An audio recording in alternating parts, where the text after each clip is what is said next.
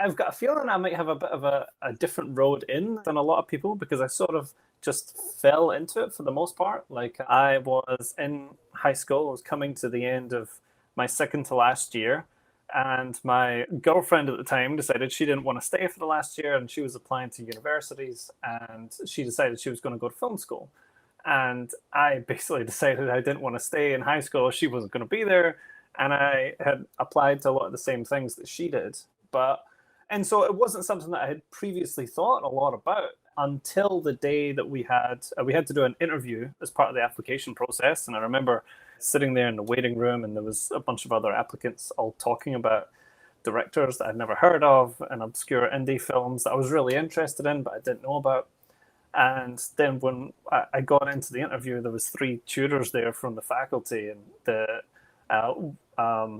were asking me about the type of stuff that I grew up watching, what films am I really into. And I ended up spending a lot of the interview talking about Star Trek, which is what I grew up on. And luckily for me, one of the tutors there, who happened to be the head of editing, was a massive Trekkie, and that sort of really bode very well for me. And then, once I got into film school, as soon as I got to try this, I didn't really realize previously that this was something I could do as a job. I left high school early. I went into film school at 17, and I fell in love with it immediately on day one. I didn't realize that creating stories like this that I watch all the time was something that I could do for a living. And then, since that moment, never thought of doing anything else. Okay, no, that's awesome. So essentially, from what it sounds like to me, in high school, you weren't sitting around thinking like, oh, I'm going to apply to film school. It was essentially your girlfriend.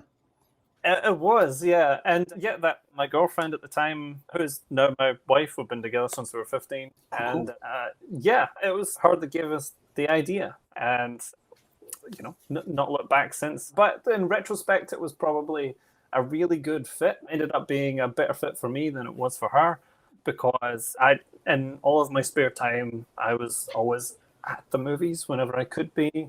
Always loved to be at the cinema whenever I had the chance, and had just spent, enormous amount of time in front of screens. So from that perspective, of just having consumed a lot of content, I guess was my sort of film upbringing, I guess. Yeah, let's talk a little bit more about that. Can you explain, share with us some of the films that you watched as a kid? Were they like VHS tapes, and did you rent them, or what was the Oh process yeah. like? Yeah, I'm definitely old enough to have spent a lot of time in Blockbuster, and, going through the process of going to a rental store and trying to decide what to watch. And you spend like 2.5 hours just browsing through the store before you settle on something. We did that plenty of times. Growing up, every time a new episode of Star Trek was released, that was a weekly event at home, and we would always watch that. I watched everything that I could get my hands on. But I like a lot of science fiction, and I tended to not disparage too much. It was almost like my brain would, and I still do this to a degree, my brain will recalibrate depending on what I'm watching. So I sort of enjoy everything. It's almost like I judge it for what it is, not, taking every film to the same standard, so to speak. So unlike a few of my friends that I still have from film school, which are arguably maybe makes them more critical and better at their job, but whenever we go to the movies, it doesn't matter what we're saying, I can usually have a good time and really enjoy it. And so yeah, I mean, growing up, it depends what age we're talking here. I think, so I was born in 1992, so early 2000s would have been my sweet spot. Pirates of the Caribbean movies, those kind of things. I was young enough to have really loved the Star Wars prequels when they first came out. In fact, I think I actually went to a Halloween party as Obi-Wan Kenobi the year Phantom Menace came out, which was pretty awesome. So yeah, everything, and particularly up until I went to film school, it would have been very mainstream stuff you would have seen in the cinema, until when I got to film school and I got my more wider education and started broadening my horizons, and then I was just into everything. Yeah. I think the only genre that I wasn't particularly watched, and even still to this day, would probably be horror, just because I'm not brave enough for that. Yeah, horror was great when you're growing up as a kid, because, it's fun to get scared. But then in life, when you navigate out here for your own responsibilities, you're like, I'm good. Yeah, I'm good. Yeah. Oh, that's awesome. Okay, right on. So You applied to film school. Did you only apply to the one film school, or did you apply to many, or is it just mainly you following your girlfriend, now your wife? Yeah, so I did apply to a couple, and I applied also to study English literature and a few other things like that as well, because I always did like to write stories as a kid. I loved acting and drama and all that kind of stuff. My head was always in the clouds coming up with stories and ideas. But it wasn't until the idea of film school that I knew that that was a thing that I could go and do. I think in terms of film schools that I applied to, there was a few different universities around Auckland, the city in New Zealand where I was in. And in terms of the ones that would be doing a film education, what really appealed to me to Unitec, my alumni where I went to, is that they were very practical. You didn't spend much time in a classroom, and you were making stuff quite a lot. And I always really loved the idea of that, and getting stuck in and doing stuff. And don't get me wrong, we did have a number of classes delving into storytelling from its roots to cave paintings to film theory and different things like that. But there was a small studio within the university, and we did make tons and tons of projects throughout our time there. So it was some good hands-on learning. Right on, right on. That's great. So okay, so you kind of like looked around, you applied to a few there in New Zealand, and you settled in on this one. Yeah, I settled in on that one. I mean, it had been suggested to me the idea of maybe coming home to go to university, and I think at the time my mum had suggested me some unis that were here, maybe St Andrews or Glasgow or Edinburgh. But at the time, I was still, very excited and wanted to stay close to New Zealand. I had just started to get acclimatized to things there, and I had my partner, and I had basketball and other things that I love to do there. And so didn't want to move country, so I was looking around at the universities that were on offer, and I think that one just leapt out. I mean, there was Auckland University, which was arguably the largest uni that was there, but much more academic and in general, so a great place to study things maybe like medicine and science and those kind of things. But I didn't feel like we would get to film a lot or make a lot of stuff while we were there, whereas Unitec was kind of the opposite of that, and that was really exciting. Yeah, no, that sounds really exciting. Can you talk a little bit more about Unitec is it just strictly a film school? Is it an art school or? No, so it's sort of a polytechnic, almost like a trade school, in the sense that you can study a lot of practical things, and so they do offer degrees and masters and different things depending on what it is that you're studying. But you can study, construction, become an electrician and different stuff, as well as film. And there was a whole faculty, a sort of cluster of buildings on campus, that were separated away from the rest of everything else for us, which was performing and screen arts. And actually architecture was dumped in with us as well for some reason, but so there was architecture and the film guys. But you could study the specific disciplines, which were sort of set apart from a lot of the other ones as well, and in the sense that you could study production design, you could do Right. degrees in sound, acting, dance, all the different specialties of film, which made it really cool when we got to make short films in our projects, because you would pull someone from the other departments and you'd all make stuff collaboratively together. And sort of the structure of how our course worked was it was a 3-year bachelor's, and it was called a Bachelor of Screen Arts, I think. And in the first year we studied all 6 streams. So the 6 streams were directing, writing, production, camera, sound, editing.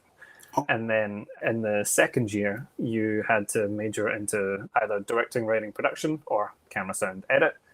And then for the whole of the third year, you major in one of them specifically.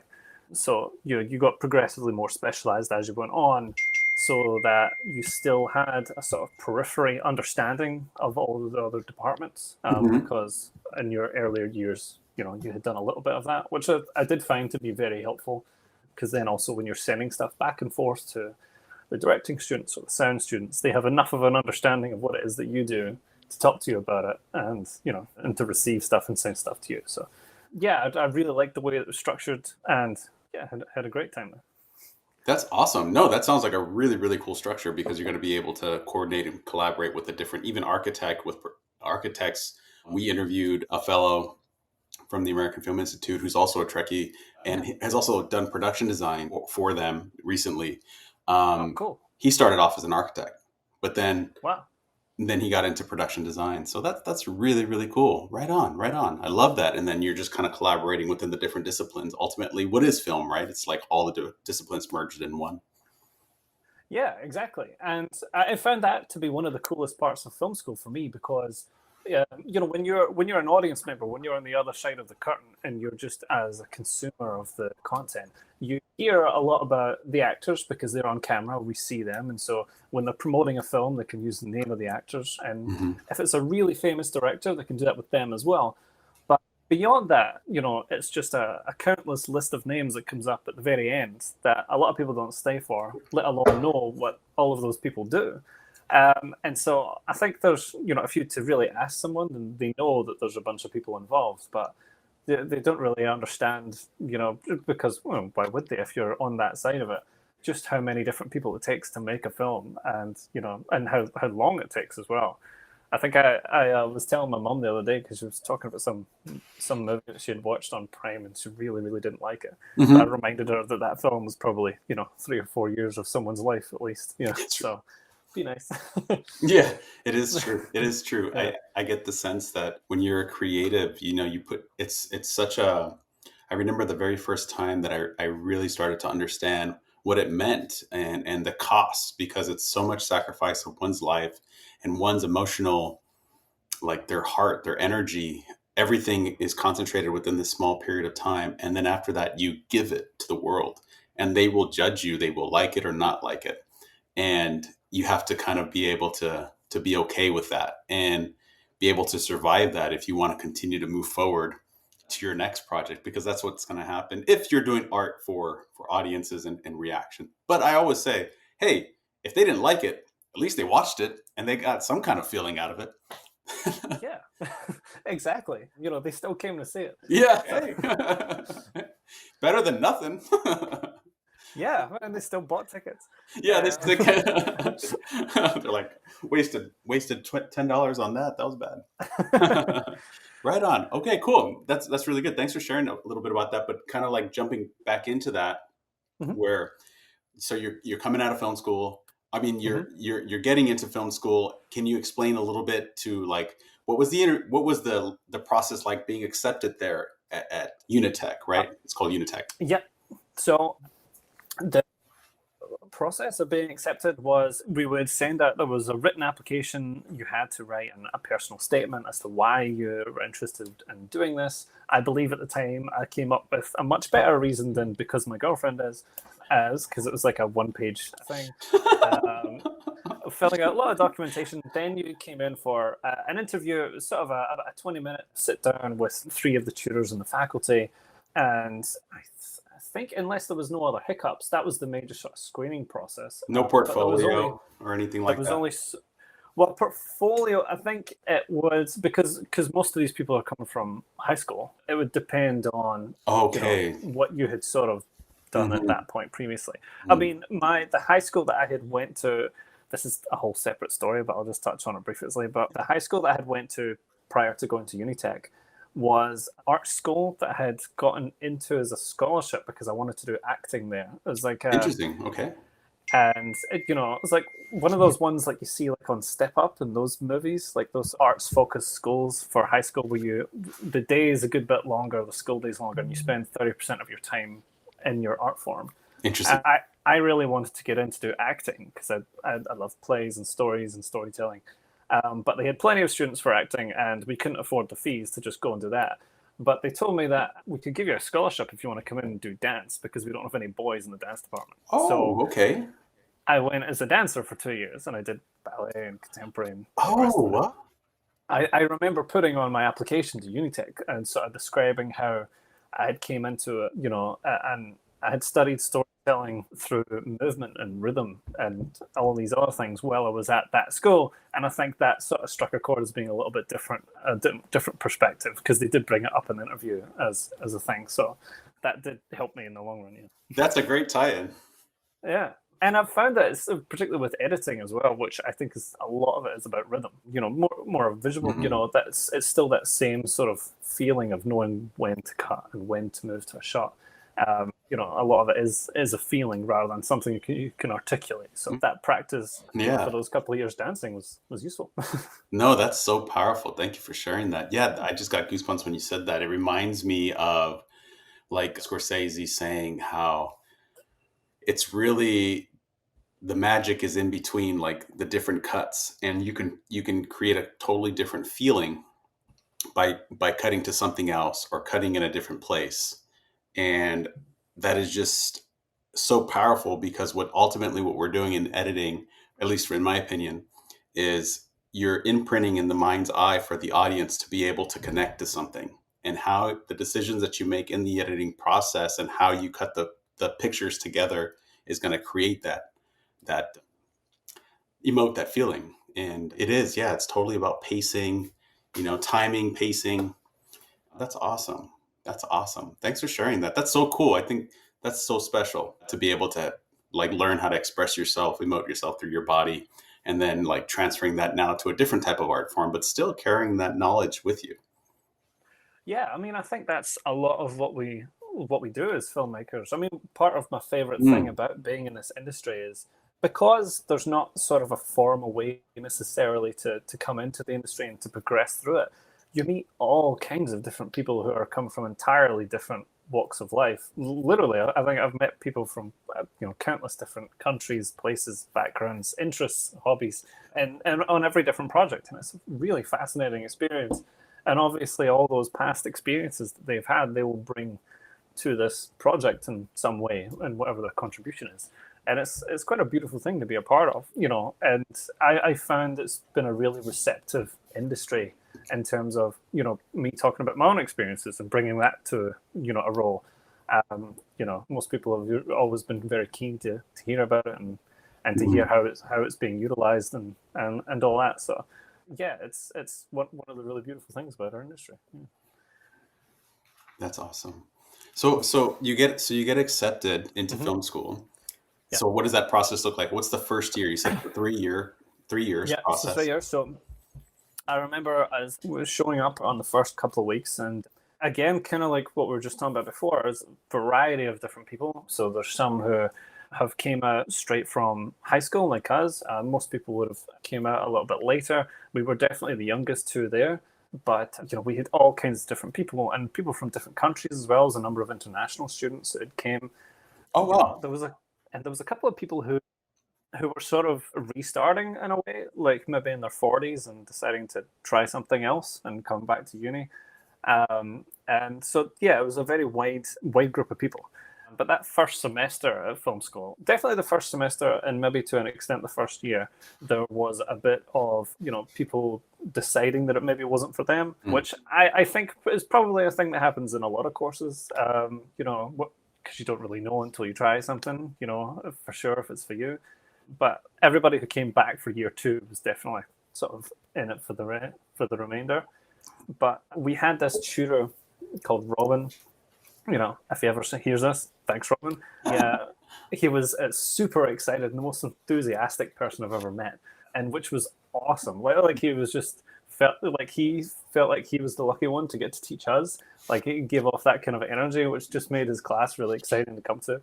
Because in year one we were all still together, so it was big classes, and he's teaching us all the fundamentals of film form and history and about different genres and a lot of things that a lot of film professionals might have just accepted as sort of base level knowledge by now. But like when you're first coming into it and you're learning about the 180 rule and mhm, mhm. all kinds of different stuff like that, and learning about departments that you didn't know existed. And he just talked about all of these things in the most enthusiastic and fascinating way. I swear he could make any subject seem fascinating by the way that he taught it. It was really really amazing. So yeah, I'll always be thankful to his class because it was the best way to start that journey was by coming into his class, and he always teaches the first years, or at least he did when I was there, and so yeah, and I could see why. Yeah, yeah. Right. Okay. So that's like the first year. You're kind of just getting a broad understanding. You didn't make any films the first year. Oh yeah, we did make a bunch of stuff. So we had, and each year we had a studio project we had to make. So there was Studio One, which would be the production design students would build a set, we would shoot a short film. We had a bunch of different fun stimulus projects that we had to make, like make a short film with only 5 setups, or make a silent film, or make a oneer, or different things like that, where they would impose a certain level of technical restrictions, which was a great catalyst for creativity.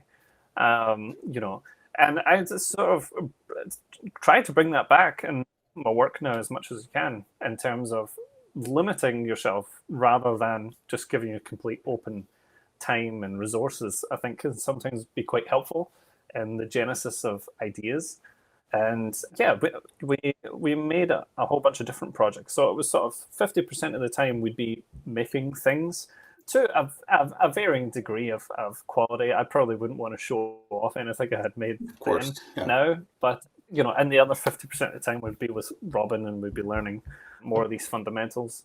I remember, I think at the end of the first semester, we had this little test where, because everyone had to go through all the different departments, we had this little test where each student was given a whole bunch of lighting equipment, and there was a camera just pointed at the wall, and there'd be someone standing there as a stand-in, and you had to light them a specific way using cutters and C-stands and what way, and the diffusers, and balance the light in a certain way based off of direction from tutors behind you.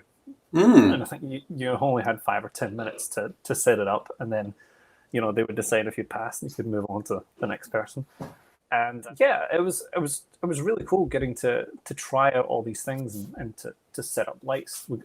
Everybody got to try directing a piece and writing an idea, and playing with the sound equipment, cycling through all those different departments in the first year. And yeah, it was a lot of fun. That sounds really, really immersive. It was, immersive is definitely a great word to describe it. I think, because, like what we were saying earlier, until you've done it, especially in film, until you've done it, you don't really have any idea how any of this works. Mm-hmm. And so it was really throwing you in the deep end. Mm-hmm. And a few of our tutors were American. And interesting. We had actually, the production tutor was from Texas. No way. Yeah, there's a guy called Larry. He was an absolute legend. In fact, all the production students had a bunch of hoodies made with his name on it by the end. It was cool. This guy sounds like a legend. He was. It's just such a legend. It's such a bit of a kind of Clint Eastwood kind of air about him. Just kind of stilts in. He was always very calm, like he was in control of any situation. It was just very reassuring presence. Did he wear a cowboy hat? Sorry? Did he wear a cowboy hat? No, we did see him with big brown boots, but not with a cowboy hat. Although I wouldn't be surprised if he owned one. And the other one was Dan. He was from San Francisco. He was a camera tutor, cinematography tutor. Oh, cool. And they reside there in New Zealand. Yeah. Well, we have quite a lot of. I don't know if this is what originally brought them over, but there's quite a lot of American productions there, especially now, just because of tax breaks, and there's a lot of different landscapes that you can shoot within a very close radius. So it does attract quite a lot of international productions, which was quite useful after film school. Yeah. Okay, that's cool. Yeah. Did you, when you were all kind of like getting immersed in all these different fields and stuff like that, and you went off to start making your own films, did you all like screen and critique your films together as a class? Yeah, we started doing that more in the second year, and it's definitely something that carries through a lot in year 3, because as editors, and I've actually noticed this is something that happens a lot in even in industry, but the editing students would regularly show each other what we were working on during and after, once they were finished, as well as during it, and get each other's advice and insights. But I think from year 2, we would sometimes have sessions where once all the short films had been turned in and your projects, and they would be sort of screened in one session for everybody to watch. And there'd be a little bit of a light bit. I have listened to some of the podcasts, some of the After Film podcasts, where they talked about how at AFI there would be sort of all the students would be openly critiquing, and it seemed like quite a daunting process. I don't think it was quite as open as that would be. Although in retrospect, I think that sounds like an amazing idea. But we did have, in the screening room, they would all be shown one after the other. and the teachers would give their remarks openly about all of them before us. And there'd maybe be some time for some comments, but not quite as much of a critiquing session as maybe was at AFI. Yeah. But yeah, definitely between the editors, because we all knew each other so well, and we're all working closely, we'd be going into each other's suites and showing each other stuff all the time, and then afterwards as well, giving sort of a good open and blunt critiques of them all. And I think we got used to doing that quite early on, which was really beneficial. And it's something that I've noticed when I'm in post facilities. I see editors doing that all the time. Editors who know each other, who know that there's another editor that they know working across the hall on some other TV production or film production, and they'll go knock on the door, hey, can you come take a look at this edit? I think it happens all the time. Yes, absolutely. I think that's one of the biggest things, like we learned from narrative, they call it narrative workshop, where essentially you have your entire class come in and screen your film in a theater. And I do remember, though, one time the audience erupted in cheer. And that was pretty amazing to see, because when you're amongst your students, it's very competitive. Yeah. And that is such a good compliment of the film. Yeah, exactly. and you can, I got the opportunity to witness the power of cinema because I knew how competitive it was amongst our peers. And for that very specific small, it was a short film. I don't remember how long it was, but it definitely wasn't over 20 minutes. But for that short period of time, it was able to draw you in. Yeah. And at the end, make you stand up and cheer. And it's essentially, that's amazing, right? That's amazing. Yeah. The whole crowd just, oh my God, this was great. And it was really cool, but it was a very short, I don't remember the log line per se, but it was essentially about a grandfather trying to find connection with his grandson through virtual reality. Like they were playing like Halo together. And the grandfather was looking for an opportunity to connect. So he learned how to play. And then the final scene was how like the grandson saved him in a battle. And then at the very end, it had I may be butchering it, but something along those lines. And it just, everybody resonated with it, right? And everybody erupted in cheer. It was really cool, real powerful. That's awesome. That sounds awesome. I'd have loved to have been in that audience. Yeah, it's really special. And that's why I think for me, one of the biggest takeaways is always getting feedback. Once again, going back to what we were talking about before, where it is like actually when you're doing your own thing, then it's time to put it out there to the world. And because you're, as an artist, you're looking at it from a certain point of view of like, oh, this is the feeling that I'm going for, but you may not necessarily land it. And when you get feedback, you can figure out how to tweak it just a little bit, or maybe not at all. Maybe you decide to stick to that vision and not tweak it, which is fine too. But at least you're getting more of an idea, because when you're kind of sitting with a project for too long, you kind of lose sight of things. And I'd imagine it's the same with editing for you. Oh yeah, absolutely. And another thing to add to that would be there's an editor that I assisted for many years ago who did this. It was a film editor. It primarily worked on features, and he always, right next to his client monitor where he's showing the full screen of the edit while we're working, he would put a little Lego man right next to it, to remind him of the perspective of how much bigger this is going to look in a theater. So that little Lego man always sits there, which I thought was such a good idea, and so I've always done it since, because there's a bunch of things that if you notice something that you think it's just a little thing, it's probably fine. Anything that's small will be amplified in a theater, and it'll be far more noticeable. And so it's sort of like a reminder to go back and thoroughly check and watch stuff. Cool. And fix those little things. Yeah. That's a great. Yeah. That's a really great nugget, Jack. So thanks for explaining the process there at Unitec. And so now you're going into, like you talked about, going into your first and second. When did you decide ultimately, because it sounds like you get a broad education, but then it sounds like you narrow in, you talked about how you're working with your editors. How did that form, or how did that happen ultimately? Well, so for me, initially, I was thinking about those 6 different specialties that I mentioned before, and I always really liked the idea of directing stuff. But I thought that if I just studied directing and did a degree in directing and made lots of stuff, directed lots of projects while I was at uni, I was like, what am I going to do when I graduate? Because I'm not going to graduate and become a director. This was my thinking, at least at the time.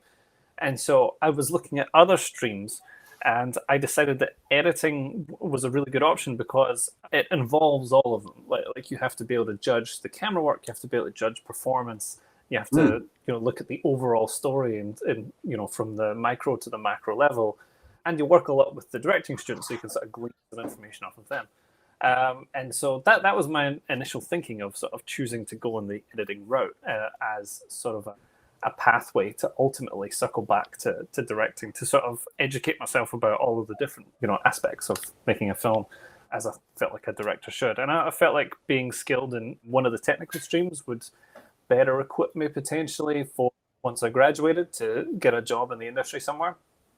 But I do remember the moment towards the end of my second year when I was with our editing tutor. Her name was Julie Alp, and we were doing a assignment where we had to write a long essay about an editor of our choosing, and I had wrote about Sam Osteen cutting The Graduate, and I ended up, I think, just reading his book, him and Bobby Osteen's book, Cut to the Chase, about how important it is when not to cut, and scrape it, and build a story, and how important silence is, and the restraint and actors' performance. I completely fell in love with the craft just by reading about, from Sam's own words and his accounts of cutting that particular film. I completely fell in love with it, and then I was getting every piece of literature material I could on the subject. So by the time I went into year 3, I had sort of decided this is what I wanted to get into, and this is what I wanted to do, because it was like it clicked in my head, and I understood the power of it. But that was sort of how I ended up, circling through into editing from that sort of broad level. That's amazing. That's powerful.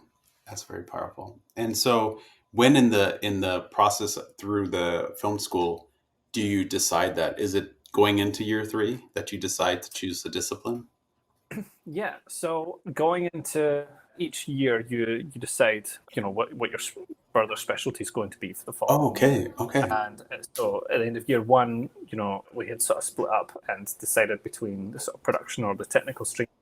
And then at the end of year 2, we were deciding specifically, camera or sound or editing or directing, writing, production.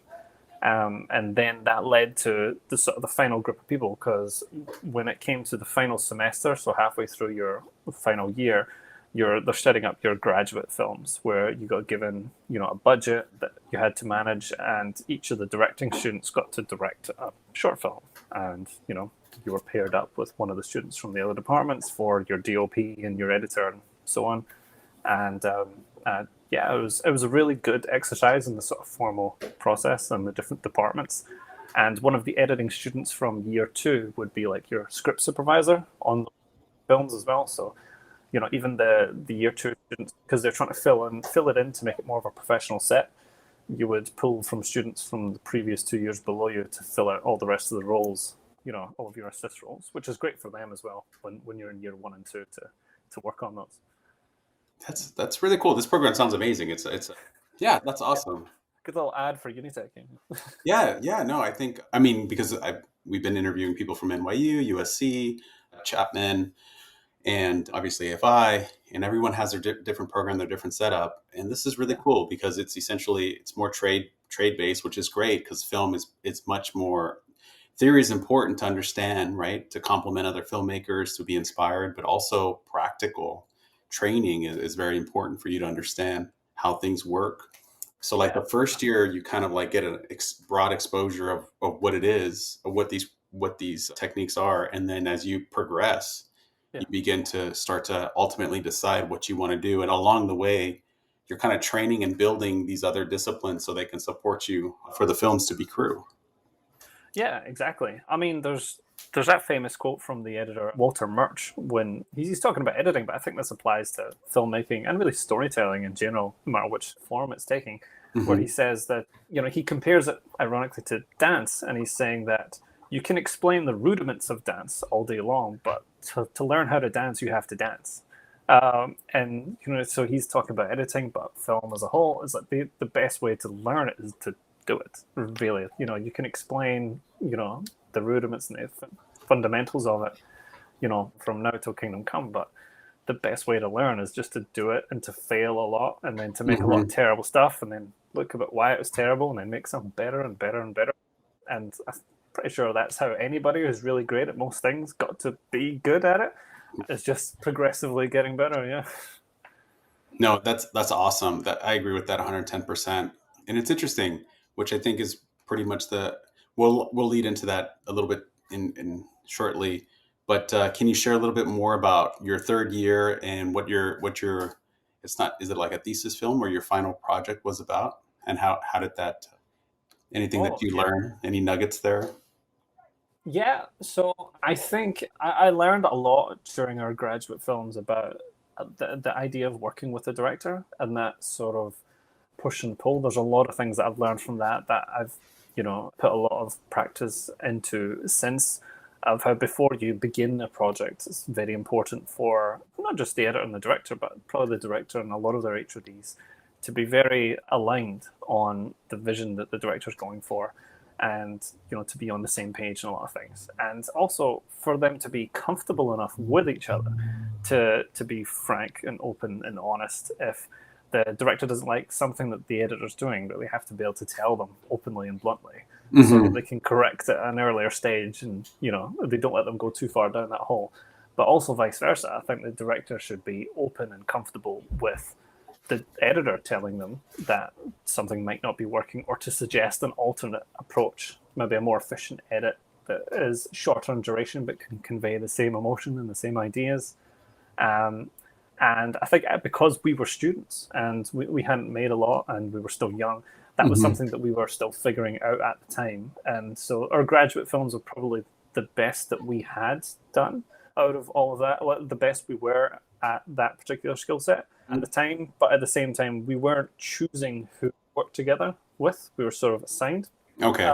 So that was still quite an interesting process. But I do remember my graduate film well. I do think I still have it somewhere. It's called Land of Lost Things, and it was quite a nice relationship. It was about this beautiful relationship between a father and son, and how the son's getting married, and he wants to use his mum's old wedding ring as part of his mum passed away many years ago, and he wants to use his mum's ring with his new young wife, and that was part of his mum's old will. But the dad is estranged and he doesn't want to hand it over because that's like all he has left of her type thing. It's about a lot of this old emotional baggage getting resolved throughout the course of this short film. And I think it's a really good exercise now to look back on, and I would say probably for most graduates of film school to look back on their final graduate film or thesis film or whatever it was referred to, in terms of what you would do differently now if you had to go back with the same rushes and to cut it now, or as the director, if you to go back and reshoot it, how would you do it now? And I think from my point of view, I'd like it to be about a third shorter. I think it could just be a lot punchier, and I could do maybe a better job with, utilizing the rhythm of the score to amplify a lot of that emotion that was the bedrock of the whole story. And I think that we did get some feedback from some of the tutors at the time, but also, like you say, there's a certain level of artistic integrity of your directors who have to make a choice of, what feedback to implement and what not to, so that it's still your film at the end of the day.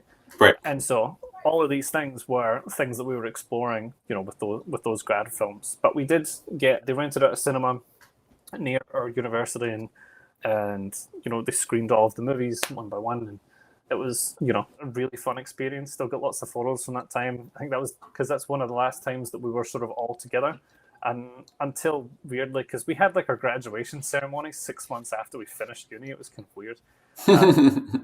And yeah, but in between that we had I think they called it the year 3 showcase or something like that, but at the cinema, and they showed all the films. And I remember I kind of feel a bit bad about this now, but just looking at all the other shorts and being amazed by them all, and just thinking about, that was really amazing. But I think you can become, if you've been working on one of them for a long time, and you've seen every iteration that it's went through, some of the ideas, like if it's comedy, some of the jokes can become a bit stale to you, But then when you see it in a theatre with an audience and they react to the right emotional beats at the right time, that can, really help a long way.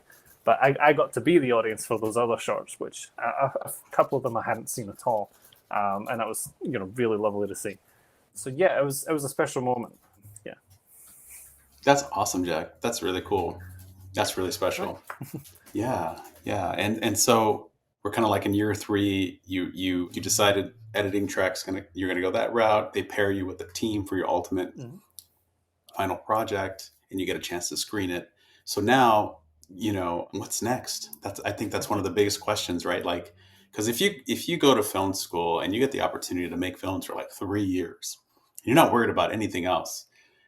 That's a blessing, right? But then you get out in the real world and you're like, okay, now there's these responsibilities that come in. And how do you manage those two, and how do you etch out a career? Which is one thing from what we're hearing from all the interviews is there could be more education brought on that element. What did you all do to prepare? Well, so we all did different things in terms of, I don't think we had a lot from necessarily the university. There was a period in our third year where we were encouraged, they lightened the load of our schoolwork, and it was encouraged that during that time to get like an internship somewhere or some small role in the industry or something like that. And I do remember, I think actually the actors had the most success during that time that I remember, but I did have a stint of about 2 months, and I worked at a commercial production company making ads. There was a lot of big budget ads made in New Zealand for all kinds of things, and there was it was a film called Waitemata Films. I think I still have one of the guys who hired me there on LinkedIn. But it was really fun because I was doing things again that I had never really thought of. Like we were getting audition tapes in, for example, for actors. And so I'd be an avid with all of these reels and reels of all the actors' tapes, and was smash cutting it down based on just the producer standing behind me, like that one, that one shorter, get rid of that one. It was a good practice in being quick, and also meeting a lot of directors and people coming through the industry.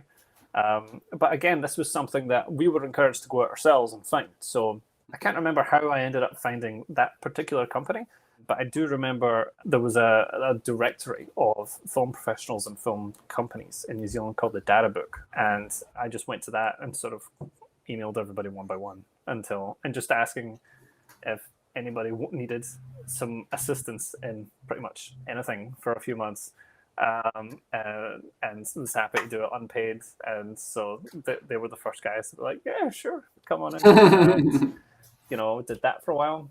But yeah, like you say, you're probably coming towards the end of the degree and you're wondering, where to go from there. And I remember your group thinking about this differently, and so some people quickly decided to move into something else. Some people decided to stay in university and go for the masters. And I remember what I did was I went back to that data book at first, and because I wanted to be an editor, I figured the best person to ask as to how to do that was someone who's already doing it. So I looked up all of the editors and emailed them and phoned them one by one. And most of them didn't get back to me. I imagine a lot of them were very busy. And then a couple of them that did get back to me, it was like a very polite, wishing you all the best. I don't have anything that I could offer you right now, but, all the best for the future. But there was one editor by the name of Eric DeBose who and I did hear of him previously because there was a feature film that they used our university as a location for where we were at film school. And so they had been in filming there, and so we were all like watching the crew. And he had cut that, and I remember going to see it during uni and enjoying it. It was, like a fun rom-com. And so when I had reached out to him, he invited me around to his house for dinner. And, I drove out and, hung out with his family for a while. He sat and talked to me for hours about film and about the industry, and is very open and honest about it. And he's, invited me to ask whatever I, wanted to ask. And he did tell me that, if anything ever comes up, he's like, there's nothing I can offer you, but if anything comes up, I'll let you know. And a year later, I was working at a post-production facility, a small one in Auckland, and which I had found through the directing tutor, Uni, who was directing a film which was being posted there and they had like an in-house assistant who just left and needed someone, and I happened to be having a conversation at the right time with this directing Sharon, so she put my name forward. And so I was working there, and Eric, that editor that invited me to his house a year earlier, phoned me up, and he said he was doing this indie feature film that his normal assistants wouldn't do because it was much lower budget. They could only offer half the normal rate. And he asked if I wanted to do it. And I was like, well, yeah. And he told me that anything I didn't know, he'd teach me.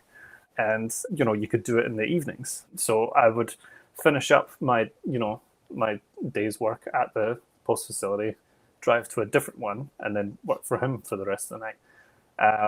And did that for a few months. And then when we got to the end of that indie film, he was moving on to his next role, which was cutting a 6-part TV drama. And he asked if I wanted to be his assistant on that, which would be a full-funded, fully budgeted role. And that was sort of my career was sort of set after that, because I assisted for him and other editors that I met through him for about 3 years after that. And by that point, I knew enough people that I could hop from job to job. But it all came down to that initial, cold calls and cold emails straight out of uni of just trying to find everyone who was doing what I wanted to do, and just reaching out to all of them and asking, okay, how do I get from where I am to where you are? And I find that most people are quite willing to help if you ask. Like, my mom always said, it's amazing what you can get just by asking. And I definitely found that to be true, because if it doesn't cost them anything, I tend to find that, most people are very willing, and it makes them feel good to help you. So they're usually more than willing to help if you ask. So yeah, that was the best move I've ever done for my career, because I assisted for Eric and then followed him to another show where there was multiple editors. And by that point, I had now assisted for several editors who would invite me on to whatever they were cutting. And once you have those relationships, that's all you need, because, I think the majority of what it is when finding work in our industry is about relationships. If you do a good job for someone and they want to have you back, or they'll want to put your name forward to someone else. Yeah. No, that's a great story, Jack. That's a really awesome story. Yeah, that's definitely what inspired me to reach out to you, because I read that story on Frame.io. You also share you shared your story on their blog.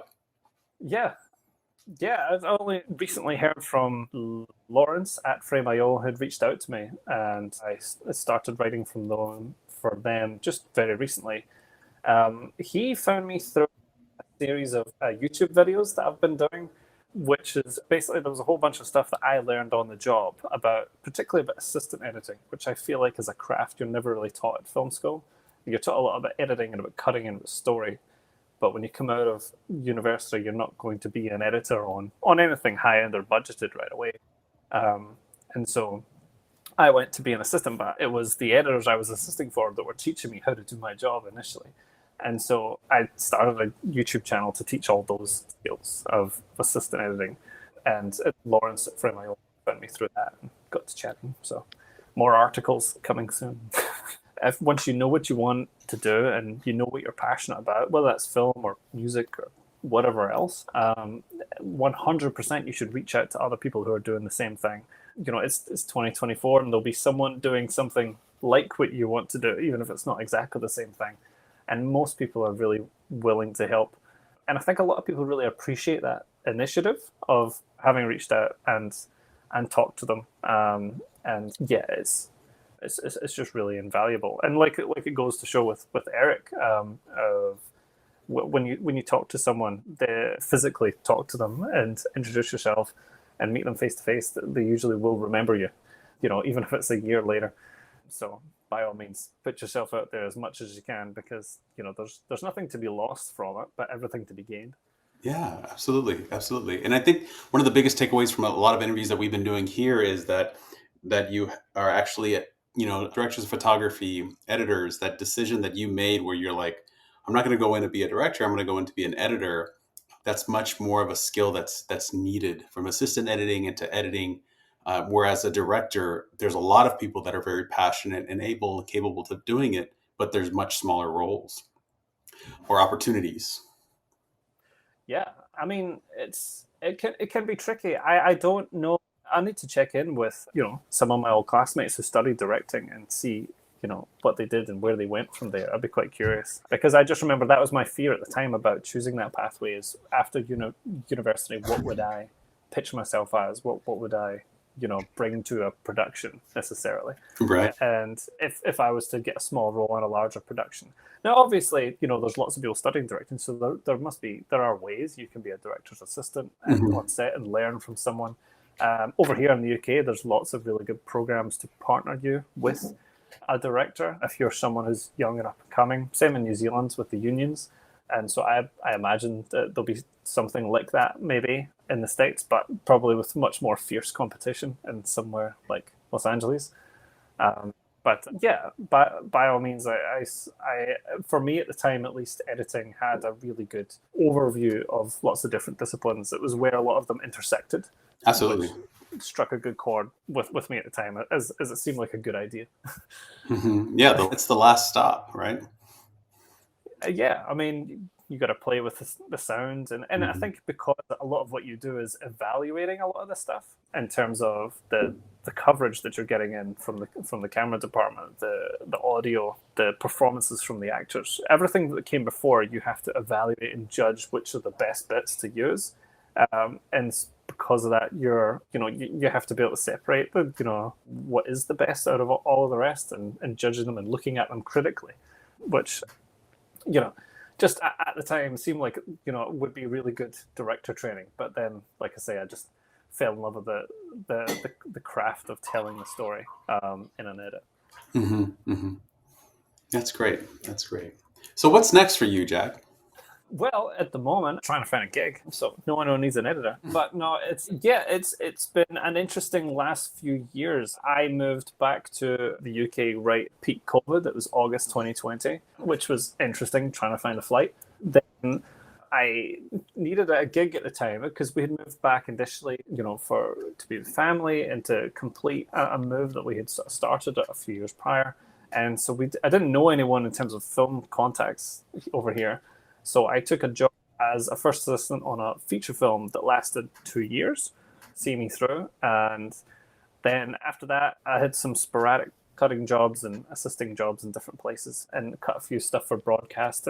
But I still found it easier to either commute to London or to go back to New Zealand, cut stuff and come back here. So at the moment, it's been a lot of fun meetings and trying to network with as many directors and producers as possible to land the next cutting role, as well as because of the YouTube channel that I started, I've had a few different avenues from that. So I'll be teaching a course with the National Film and Television School on assistant editing later in the year, which should be fun. And yeah, other than that, we'll see. Hopefully cutting some fascinating stories with some lovely people. That's awesome. Yeah, you're starting all over again. Rinse, wash, repeat.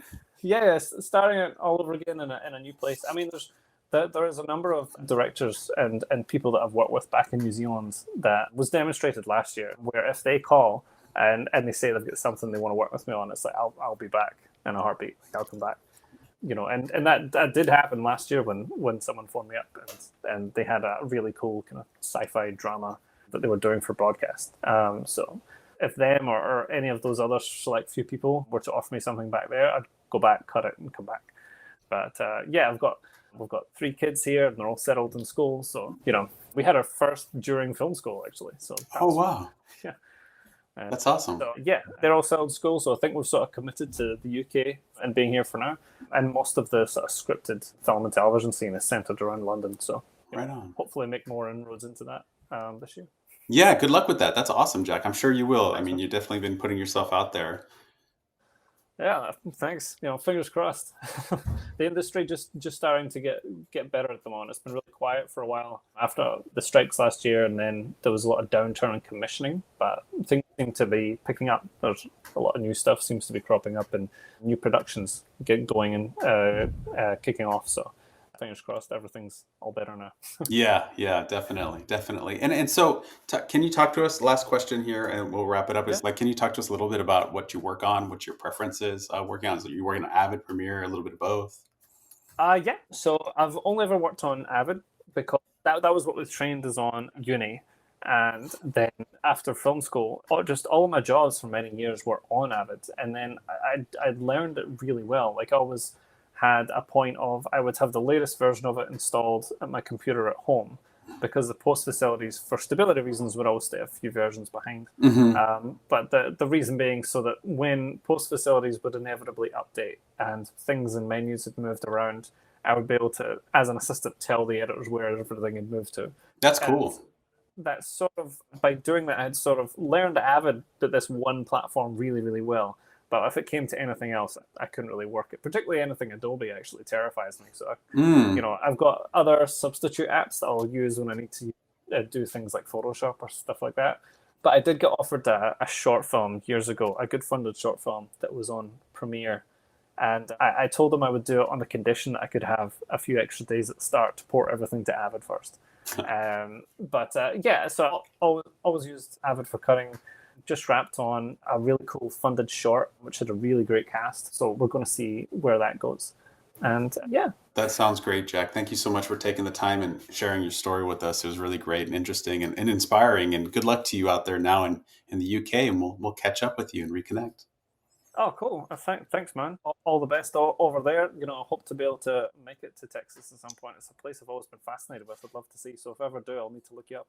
Yeah, likewise. Of course. Love to have you out here and let me know. I mean, there's South by Southwest or for any reason whatsoever. Yeah, love to connect. Great. Sounds great. Thanks, Rene. Thank you, Jack. Take care. Take care. Bye.